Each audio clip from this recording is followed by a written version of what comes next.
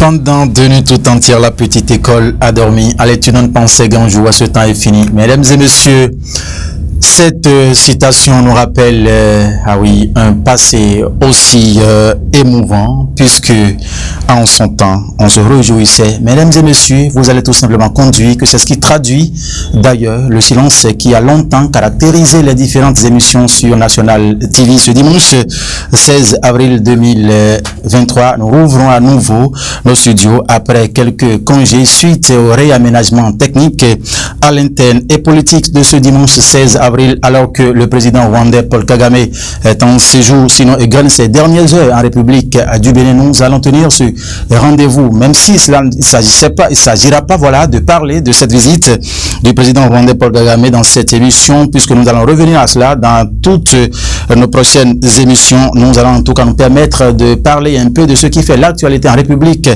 du Bénin ces derniers temps. Et notre invité en studio ce matin, c'est un habitué de la maison, acteur politique chevronné, et précisément basé au niveau de la 19e circonscription électorale. Il fait partie, de ces premiers militants, ceux-là d'ailleurs qui militent comme il le faut au niveau du parti Union Progressiste, le Renouveau. Il est en ce studio ce matin, Romaric Sauton, bien évidemment. Celui-là d'ailleurs qui a coordonné ce grand mouvement qui a œuvré pour le retour du président Patrice Talon en 2016. Il s'agit bien sûr de Talon Caution 2021. Romaric Sauton, bonjour à vous. Bonjour chers amis, bonjour chers internautes. Merci d'accepter cette invitation. Tout le plaisir pour moi. Alors Romaric Sauton, depuis le lendemain des élections législatives de 2023, Romaric Sauton se fera un peu sur les antennes de radio, les chaînes de télévision et tout. Romaric, qu'est-ce qui s'est passé? Rien, on dira tout simplement rien. Est-ce que nous sommes rares? On est peut-être occupé à travailler en amont afin que chers frères et sœurs béninois, chers compatriotes puissent constater un tant soit peu les conséquences de ce que nous faisons. Nous ne nous levons pas pour nous jeter sur le terrain, mais nous faisons d'abord un travail en amont. Et c'est ce que nous faisons encore afin que les prochains jours puissent soient marqués, je dirais, de grandes activités à la base pour le rayonnement de notre cher parti, l'Union Progressiste, le Renouveau. Romaric Sauton, et si on tentait peut-être de dire que c'est parce que l'absence de Romaric sur la liste de ce parti pour les élections passées qui ont peut-être émoussé l'ardeur du jeune, que diriez-vous? Romaric Sauton n'a jamais été absent. Je ne parle pas de la liste, n'a jamais été absent sur le terrain. Et qu'il y ait d'enjeu électoral ou pas, nous avons toujours été actifs sur le terrain. Et ce n'est pas parce que pendant 2 semaines ou 2 mois à peine nous n'avons pas mené vraiment d'action qu'on va penser que non, parler d'action même de Romaric Sauton sur le terrain serait trop parti. Votre présence sur les chaînes de télévision, on lisait Romaric à la une des journaux et tout, mais ces derniers temps on a constaté une baisse.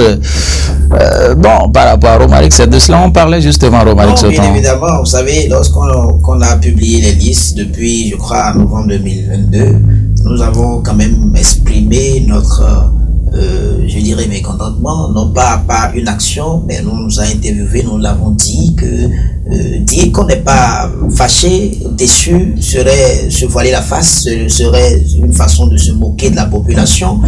Mais toujours dit que notre parti a fait son casting et a identifié ceux qui peuvent le mieux porter haut ces flambeaux, et nous avons travaillé quand même pour la victoire écrasante de ceux-là, parce que la discipline du groupe oblige.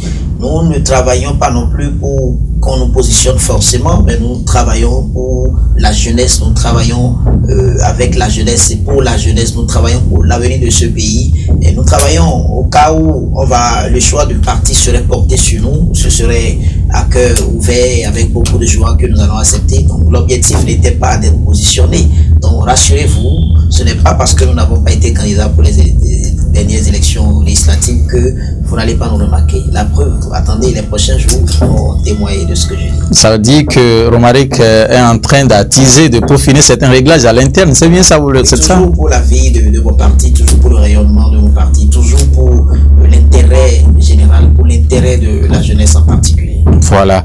Vous l'avez su bien dit, le parti a identifié ceux-là qui peuvent le représenter valablement au Parlement béninois, ce qui est fait. Mesdames et messieurs, le jeudi dernier, on était donc le 13 avril, quand le président Louis Gbéounou Vlavonou, réélu à la tête du Parlement béninois, était donc installé. La cérémonie d'investiture, plutôt, a eu lieu le jeudi dernier. Romaric Soton, vous avez suivi l'actualité avec nous jeudi dernier jusqu'à ce dimanche. Dites-nous en un premier temps, quelles sont vos impressions suite aux informations qui circulent déjà après cette investiture du président Louis Vlavonou à l'Assemblée nationale? D'abord, je voudrais féliciter mon cher papa, je l'appelle souvent cher papa, le président Louis Vlavonou, pour son élection encore au péchoir de l'Assemblée nationale. Je voudrais profiter pour lui témoigner toute mon admiration, la façon dont j'ai suivi l'homme, la façon dont je le suis davantage.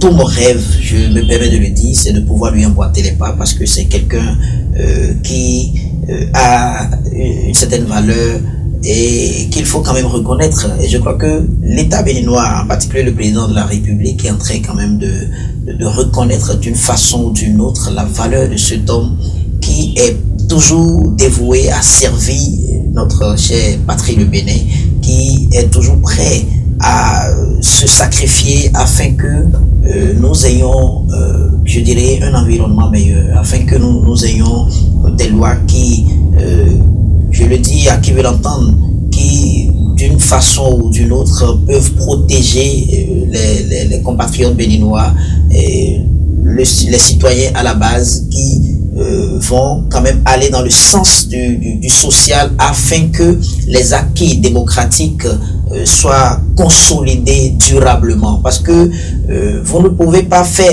les choses à la manière de tout le monde. Vous ne pouvez que faire ce que vous pensez être utile pour que les objectifs que vous avez soient atteints, que les objectifs, que l'intérêt général soit, je dirais, sauvegardé. Donc cet homme, je l'ai suivi, et il a un parcours qui n'est pas le même que celui d'un acteur politique lambda qui malheureusement pense d'abord à lui-même, pense d'abord à sa famille, mais ne priorise pas l'intérêt général. J'ai eu le temps de lire une partie de son livre également, qui montre quel genre de personne il est. Aujourd'hui, nous avons la chance d'avoir à la tête de l'Assemblée nationale un homme du genre qui hier était critiqué, traité de tous les noms, parce que pour beaucoup c'était un parlement illégitime. Aujourd'hui, Dieu a fait, il est revenu encore dans un autre contexte où nous avons la vraie représentation de l'opposition à l'Assemblée nationale.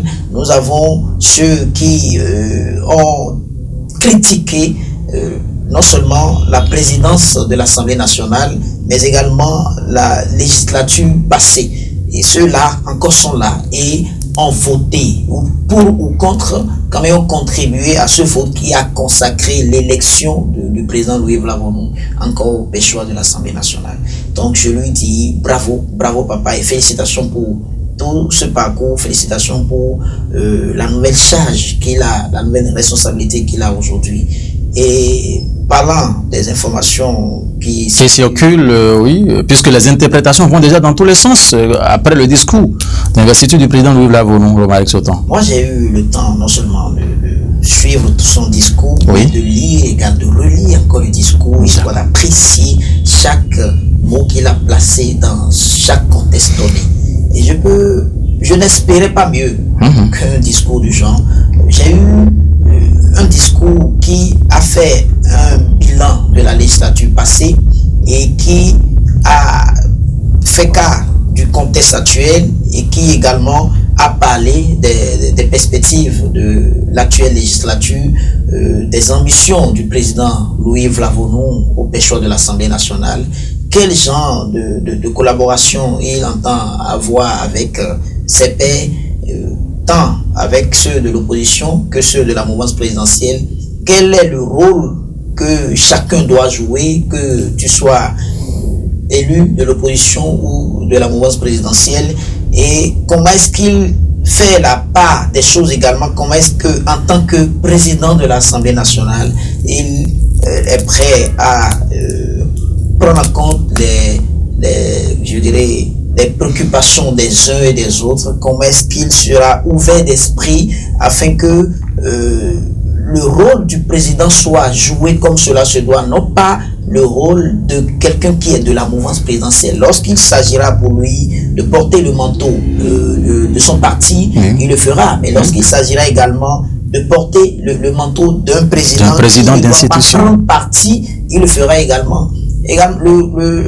Le Parlement doit également jouer le rôle qui lui est dévoué, à savoir légiférer et contrôler l'action gouvernementale. Et les tests ont donné également assez de moyens aux parlementaires afin que ces rôles soient joués comme cela se doit. Et il a expliqué également, de par les moyens que les tests nous ont donnés, voilà comment nous allons jouer notre rôle.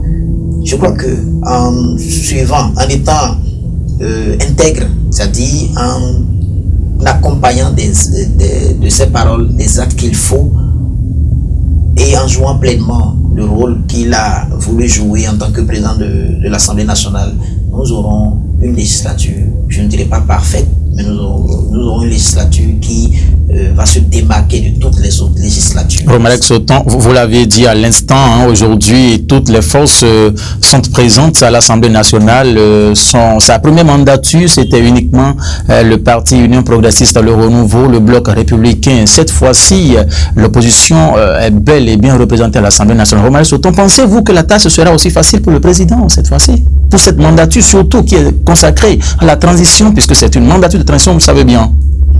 Je crois avoir lu dans le discours du président Louis Blabonou que nous ne devons pas avoir une opposition qui va s'opposer pour s'opposer aux choses. Pas du tout. Mais une opposition responsable, une opposition qui doit savoir que c'est de l'intérêt de la nation. De la nation qu'il s'agit. Et quelle que soit la décision, si elle priorise l'intérêt de la nation, alors le mieux à faire, c'est de pouvoir aller dans ce sens. La tâche ne serait peut-être pas facile si nous avons des gens qui sont prêts à s'opposer à tout. La tâche ne serait pas facile si nous avons des députés qui ne pensent qu'à eux, qui ne pensent à leur vente, qui ne pensent qu'à leur intérêt, à leur famille, à leur projet. Au détriment de la nation.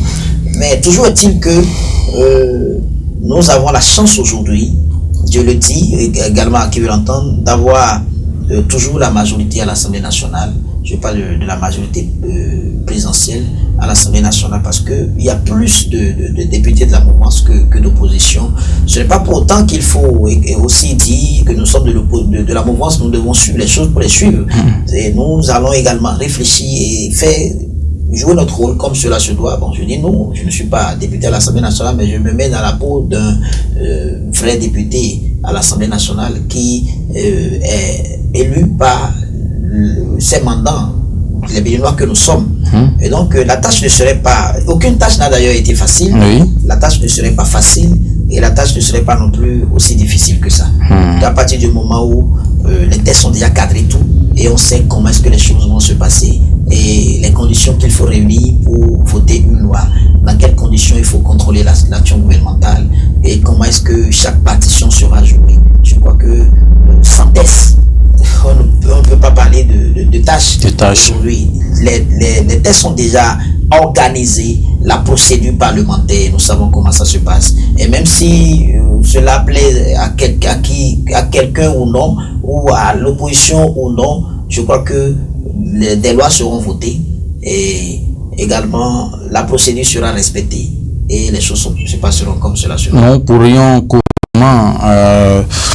envisager de porter à la Constitution les réformes qui s'imposent en vue de son amélioration constante tout en conservant, a dit le président, les fondamentaux, notamment l'option républicaine et démocratique et la limitation à 2 du nombre de mandats du président de la République, a laissé entendre le président dans son discours. Vous avez suivi aussi, vous lisez déjà les interprétations qui filent de toutes parts, Romaric Sauton.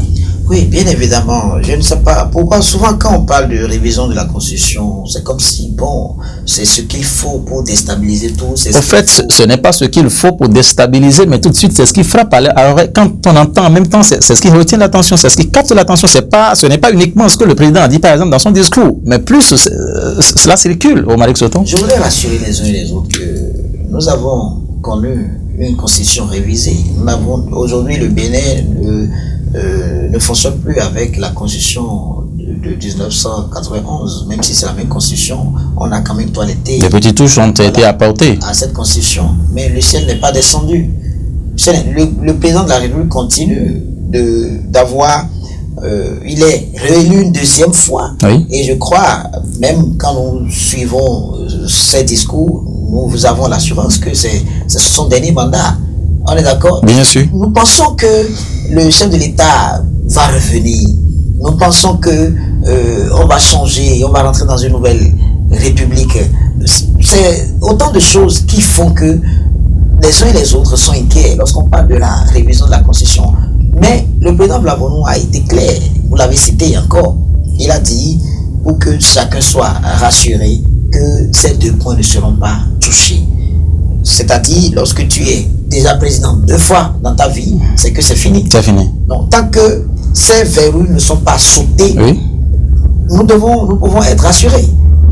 Quand on révise la Constitution, parce que les choses évoluent, avec ou sans notre consentement, les choses évoluent, et il l'a dit même dans son discours. Le monde évolue avec une grande vitesse et il va nous falloir que nous puissions nous conformer à cette évolution-là. Et pour le faire, il faut forcément que nous... Il faut des réajustements. Voilà, constitutionnels. Il faut réviser la Constitution, il faut encore apporter des corrections. Aucune œuvre humaine n'est parfaite. Si entre-temps, il y a eu une révision de la Constitution et qu'il y a des articles qui ont été touchés et dont le contenu ne satisfait pas encore, c'est le moment encore de réinitier soit un projet de révision de Constitution, si cela est membre du gouvernement bien évidemment, ou une proposition de révision de Constitution. Oui. Lorsque cela sera à l'initiative de l'Assemblée nationale, du Parlement. Donc, c'est ce qu'il faut faire, c'est ça nous avons fait pour pouvoir aller de l'avant. Romaric Soton, merci à vous. Nous allons continuer cette émission, mais bien avant, mesdames et messieurs, avec la complicité de la réalisation, on va se permettre d'écouter cet extrait du chef de l'État, le président Patrice Talon, quelques semaines en arrière, lorsqu'il accueillait au cours d'une conférence au palais de la Marina, le président du Niger, Mohamedou Bazoum. C'est la technique, eh bien, en complicité avec nous, est-ce qu'on peut suivre cet extrait? Alors, est-ce que le Bénin fera un remaniement très bientôt? Parce qu'on sort des élections législatives. Moi, je ne l'ai pas envisagé. On ne cherche pas une équipe qui gagne. Donc, jusqu'à nouvel ordre, les principaux chevaliers de notre dynamique, pour moi, resteront en place parce qu'ils me donnent satisfaction. C'est l'occasion de les féliciter pour ce qu'ils font. L'œuvre humaine ne peut être parfaite nulle part. Et je n'attends pas. Voilà. Le président Patrice Talon n'attend pas de ses ministres des demi-dieux, puisque chacun, à son poste, fait ce qu'il peut pour l'évolution, voilà, des œuvres entamées pour le développement de notre cher et beau pays, le Bénin. Mais il y a cela quelques jours en arrière, précisément après le Conseil des ministres, précisément le mercredi dernier, on apprend au Romaric Soton que le ministre de la Justice, que nomme Séverin, ne va plus occuper ce portefeuille ministériel. Qu'est-ce qui peut se passer, selon vous? Merci pour la question. Je voudrais d'abord préciser que même si ces rumeurs étaient vérifiées, oui, ce ne serait pas forcément un remaniement ministériel, parce que ce serait un seul portefeuille ministériel. Lorsque le chef de l'État disait qu'il n'attend pas mieux de ses collaborateurs, des demi-dieux, oui. Voilà. Et il ne disait pas non plus qu'ils vont rester là jusqu'à la fin du mandat. Non, jusqu'à nouvel ordre de l'expression. Vous connaissez bien ce que cela traduit. Venir 2 jours après, comme 3 jours après. Comme tout au long du mandat. Comme ils peuvent rester également. Tout au long, jusqu'au dernier jour du mandat. Donc, je voudrais préciser que à tout moment, un président de la République, un chef d'État, un chef de gouvernement peut changer ou peut retirer le portefeuille à n'importe quel ministre et le confier à n'importe qui il veut. Donc, ce n'est pas parce qu'il a eu à dire ça, il y a de cela quelques semaines, je ne sais pas si ça fait déjà un mois ou 2 mois, qu'il est obligé de maintenir le gouvernement jusqu'au dernier jour. Maintenant, quant à ce qui concerne la rumeur selon laquelle le ministre de Séverin Quenome ne serait plus à son poste, moi j'attends de voir parce que ça reste encore une rumeur. Nous n'avons pas encore la confirmation de cette rumeur jusqu'à ce que le décret ne sorte pour consacrer son départ du gouvernement. Il reste ministre, membre du gouvernement, garde des Sceaux. Si on suppose que c'est une rumeur, c'est une fuite d'information, mais qu'est-ce qui peut amener jusqu'à cette extrême? Puisqu'on sait que déjà, il y a déjà eu un remaniement technique où le ministre des Affaires étrangères et de la coopération, désormais devenu ministre des Affaires étrangères, et c'est le ministre des Finances qui s'occupe de la coopération au Bénin. Ça, c'est cette information vérifiée, par exemple. Qu'est-ce qui peut se passer pour que ces rumeurs de sitôt, comme une traînée de poudre jetée dans le vent, se répandent sur tout le pays? Lorsque vous parlez de remaniement technique, vous entendez quoi par cela? Ça dit, aucun ministre n'est entré, aucun ministre n'est parti, mais en leur sein, il y a eu en tout cas de petits réglages. C'est à croire qu'on a enlevé un ministre d'une charge et on lui a confié une autre charge. Ça n'a pas été le cas. Ça a été juste un remaniement de charge. Il y a en tout cas eu de... Bon, vous savez, allez-y. Un remaniement de charge, si je peux le dire ainsi. Allez-y. Ce n'est pas un remaniement ministériel. Nous ne parlons pas de ministériel, mais c'est technique. L'expression qui a utilisée, souvent utilisée, c'est-à-dire ça s'est passé juste à l'interne là, et la lutte continue. Personne n'est parti, personne n'est entré, l'équipe reste intacte. Mais la loi n'a jamais fixé une condition pour qu'il y ait remaniement. La loi n'a jamais dit, voilà, pour qu'il y ait remaniement, il faut que le ministre ait commis une faute grave, il faut que... Le ministre peut bien jouer son rôle et le chef de l'État peut juger encore mieux de confier la responsabilité à quelqu'un d'autre. Quand il veut, comme il veut. Il est le chef de gouvernement, c'est lui qui décide de celui qui va travailler avec lui ou non. Donc, la question ici, c'est de savoir qu'est-ce qui peut se passer pour que cette rumeur se répande aussitôt sur tout le pays, quelques heures après la tenue du Conseil des ministres du mercredi passé. Vous avez bien parlé de rumeurs. Rumeurs, n'est-ce pas? Si nous allons nous en tenir à vos propos selon lesquels ce n'est pas une information confirmée, il faut attendre de voir le décret qui justement précise désormais le nombre de ministres qui composent le gouvernement du président Patrice Talon. Le ministre Quenome peut partir du gouvernement à tout moment. Et ces rumeurs peuvent être confirmées. Tant mieux. Ce n'est pas là le problème. Moi, mon inquiétude, peut-être pour répondre à votre question, ce qui me pose problème, c'est pourquoi est-ce que les gens veulent, ou bien pourquoi est-ce que vous attendez forcément à ce que quelque chose se passe pour qu'on ait, je ne dirais pas une fuite, mais une rumeur du genre. Rien. Est-ce parce que le ministre n'était pas au Conseil des ministres ou parce qu'il n'était pas à la session parlementaire? Nous allons le dire. Ce ne sont pas des raisons valables pour déjà conclure qu'il n'est plus membre du gouvernement. Ça peut être vrai. Vous avez lu sur les réseaux sociaux, les journaux en ont également titré. Le jeudi matin, vous avez vu. Bien évidemment, nous avons lu également sur les réseaux sociaux que le chef de l'État allait remanier son gouvernement. Mais cette information... Quand on lui a posé la question, qu'est-ce qu'il a dit? Qu'il n'est pas prêt à remanier son gouvernement. Nous n'allons pas nous fier. Un ministre sauté ne veut même pas dire que c'est un remaniement, justement. Merci. Donc, ce que je voudrais que nous retenions ici est que lorsque nous avons des rumeurs, attendons d'abord que ces rumeurs soient confirmées par un acte officiel. Mais c'est aussi une information qu'on ne peut pas, sur laquelle on ne peut pas fermer les yeux, étant donné que... Voilà. Moi, de ma position, la réponse que je peux vous donner, c'est que nous allons attendre que les choses soient officielles, soit confirmées ou infirmées. Infirmé, là, il reste encore, jusqu'au moment où nous parlons, le ministre Quenome est encore membre du gouvernement, parce qu'aucun acte ne lui a encore arraché cette responsabilité. Il reste et demeure jusqu'à ce qu'un décret vienne confirmer son départ du gouvernement. Il est encore ministre de la Justice, garde des Sceaux. C'est ce que vous pensez. Hein? Ça, c'est votre avis sur la question. C'est mon avis, et je crois que c'est l'avis même du gouvernement, même du chef de l'État. Est-ce éventuellement, demain maintenant, là, si demain lundi, le décret sortait et faisait état de ce que justement le ministre Séverin Quenome n'est plus ministre de la Justice?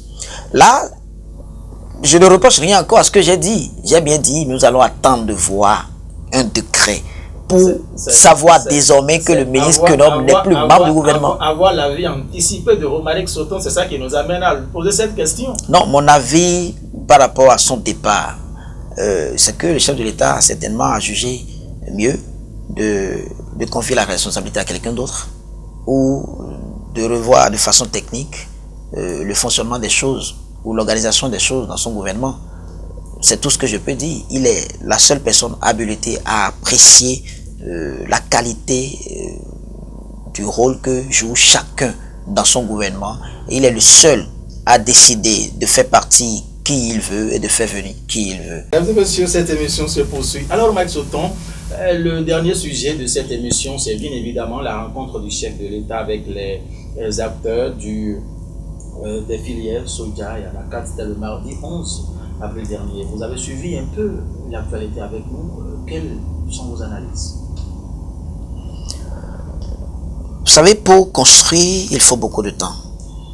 Pour détruire, avec une journée, on peut détruire tout ce qu'on a construit. Mais vous allez construire avec des années. Avec le temps, il faudra pour certaines choses même plusieurs décennies.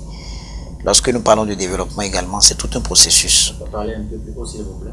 Oui, je disais tantôt que lorsque nous parlons de développement, c'est tout un processus. Et la construction de toute chose prend du temps. Nous avons entendu le chef de l'État dire que les recettes fiscales ont été doublées. Parce que ceux qui doivent payer les impôts à des moments donnés, à des endroits donnés, ne le faisaient pas. Et il a fallu qu'on amène les uns et les autres à payer ce qu'il faut. Pas forcément tout le monde. Parce qu'il y a des gens qui normalement doivent payer les impôts, mais qui ne le font toujours pas. Parce qu'on n'a pas encore eu le temps de restructurer le secteur. Le moment viendra où puisque nous sommes un pays, je ne dirais pas exclusivement fiscal, mais bon, notre budget est majoritairement basé sur la fiscalité. Donc nous devons à tout moment payer nos impôts.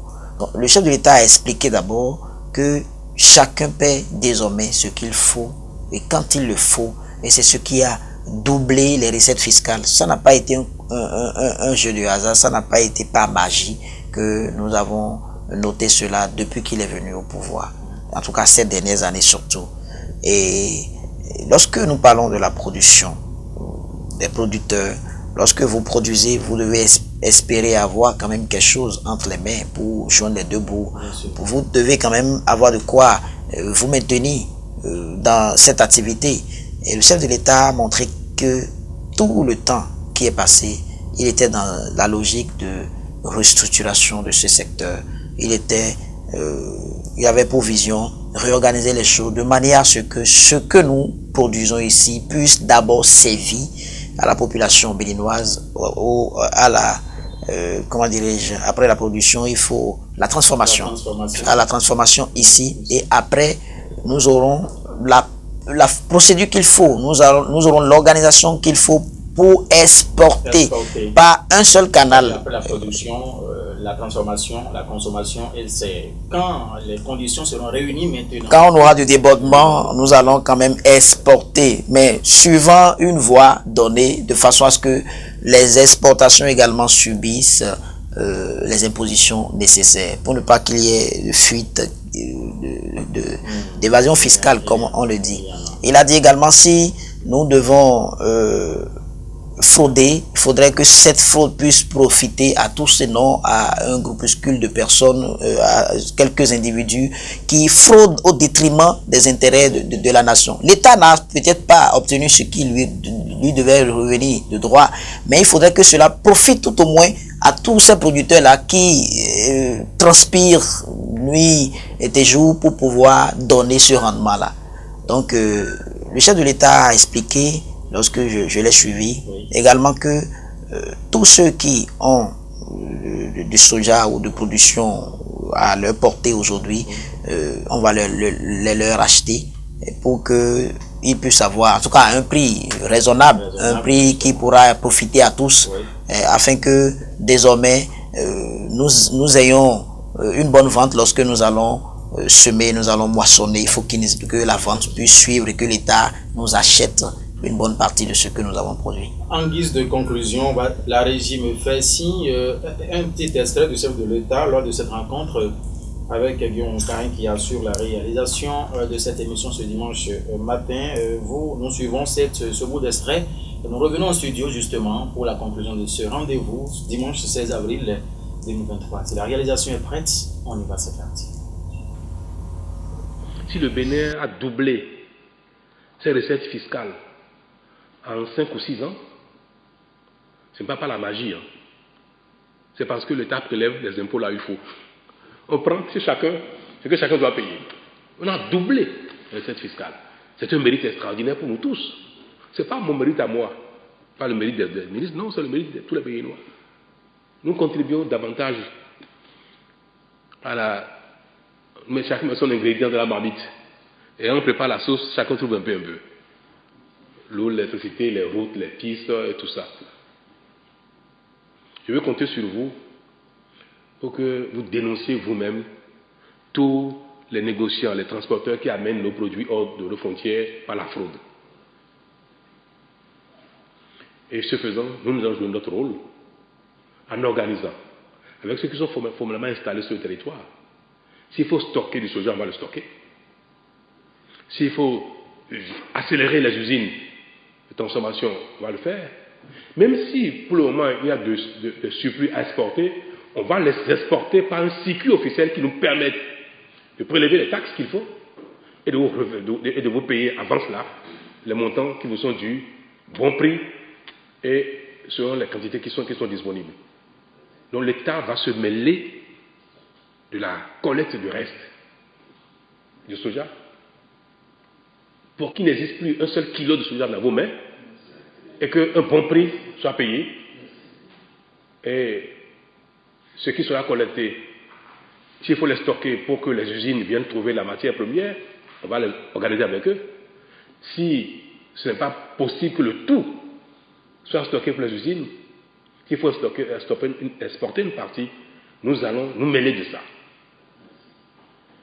Tant pis pour ces négociants, ceux qui sont tapis dans l'ombre, dans les frontières, tant pis pour eux. Et ça va commencer au plus tard, peut-être 2 mois après demain.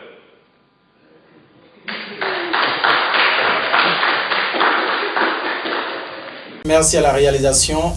Romaric Sauton, en guise de conclusion, voilà un extrait des propos du chef de l'État à la rencontre avec les acteurs des filières ACAD à Cotonou. C'était donc le 11 avril dernier, on en parlait à l'instant. Alors dites-nous, en guise de conclusion, qu'est-ce que vous avez à dire, que peut-on retenir avec vous sur cette actualité? Et s'il vous était donné de dire un mot en guise de conseil au président Louis Béounou-Vlavonou de l'Assemblée nationale pour cette mandature de transition, alors Romaric, que diriez-vous? Merci beaucoup pour cette belle opportunité que vous nous avez offerte. Je dirais d'abord que il vaut mieux tard que jamais. Les producteurs s'attendaient à cela il y a longtemps. Voilà, la décision la bonne est intervenue au bon moment et je crois que ça va rester pour les temps à venir. Je félicite le président Patrice Talon et je l'encourage à toujours réfléchir à tous les autres secteurs afin de sortir ce qu'il faut pour le mieux-être de la population, pour les générations futures. Je dirais encore une fois félicitations au président de l'Assemblée nationale, au président Vlavonou.